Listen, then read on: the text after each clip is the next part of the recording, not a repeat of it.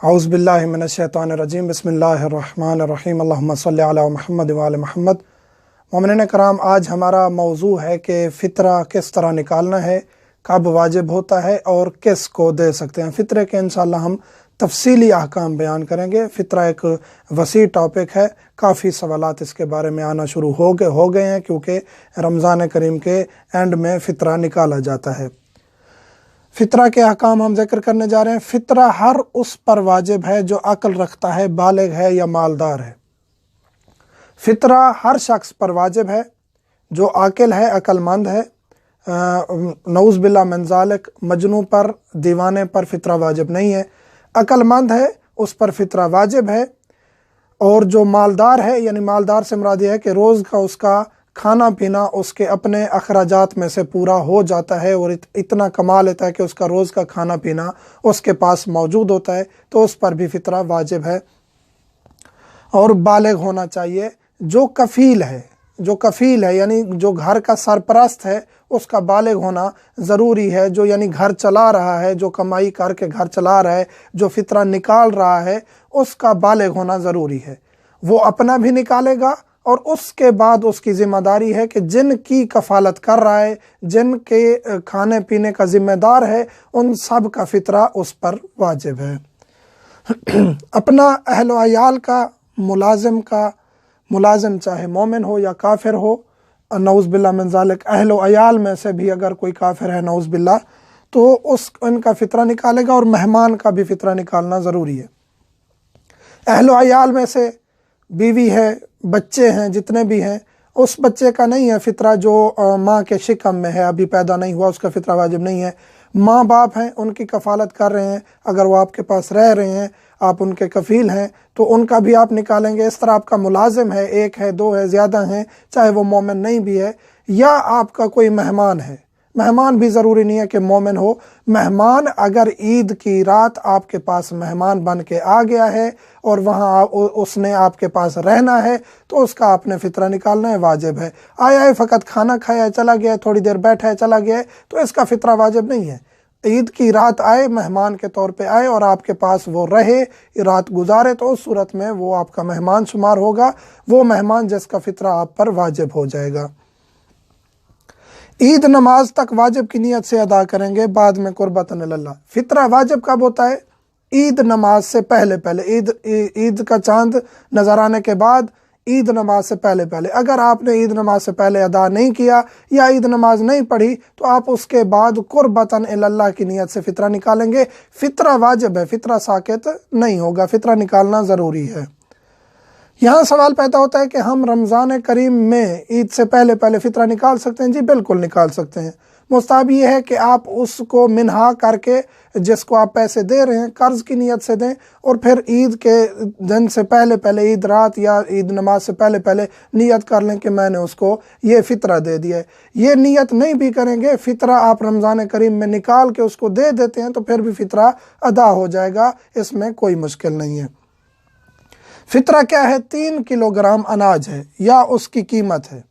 3 kilogram اناج، آٹا، گندم، چاول، جو بھی اناج آپ دینا چاہتے ہیں، 3 کلوگرام دیں گے یا اس کی قیمت دیں گے۔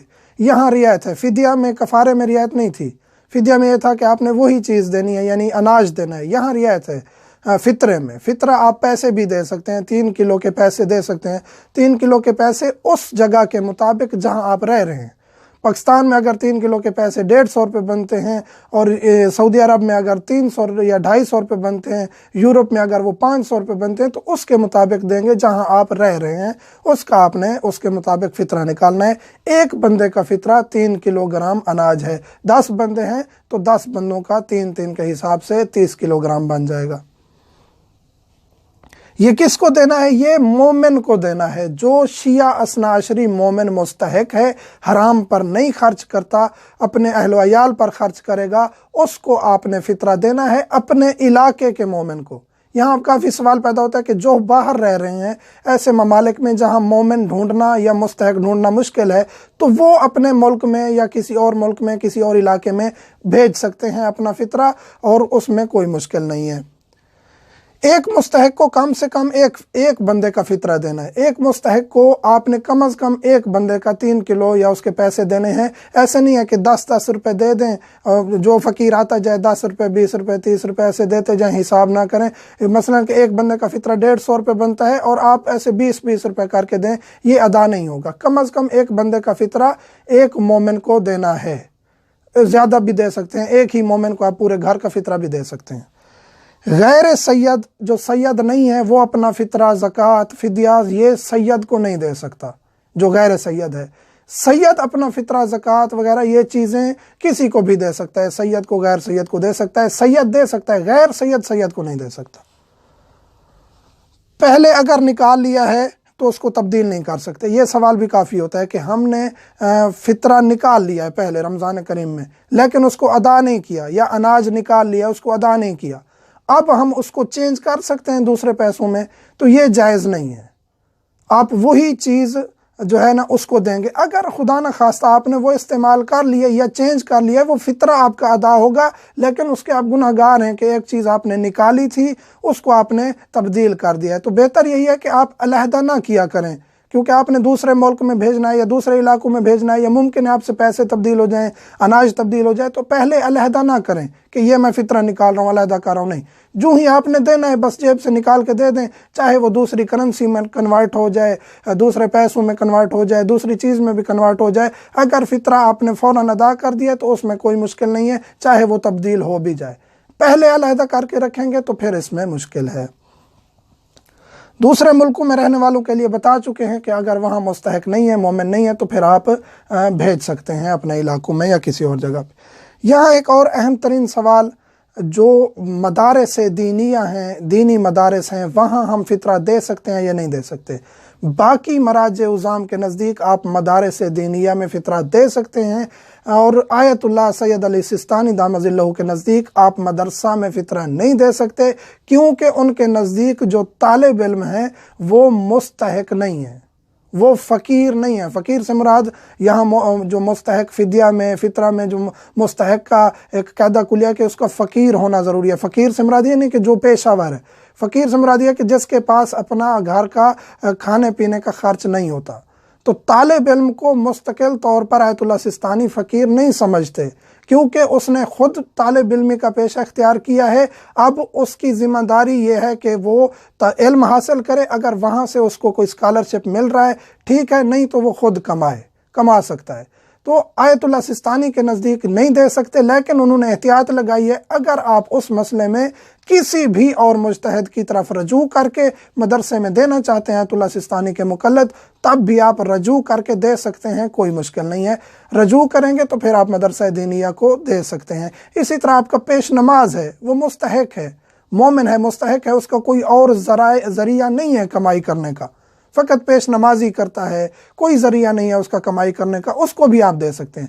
لیکن فطرہ آپ کسی اور جگہ پہ صرف نہیں کر سکتے, فقط اور فقط مومن مستحق کو دینا ہے. کہیں اور بھی مسجد کی تعمیر کے لیے, امام بارگاہ کی تعمیر کے لیے, کسی اور فلاحی کام کے لیے آپ فطرے کو نہیں لگا سکتے. فطرے کا ایک ہی مصرف ہے, وہ ہے مومن مستحق, جس کے پاس اپنا اور اہل و عیال کا خرچ نہیں ہے. یہاں ایک اہم ترین درخواست کرنے جا رہا ہوں مومنین سے.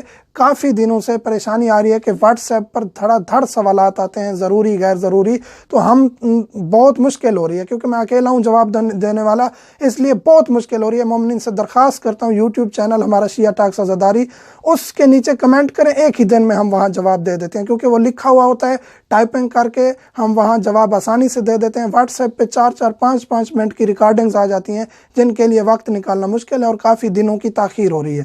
اس وجہ سے میں معذرت چاہتا ہوں. والحمدللہ رب العالمین.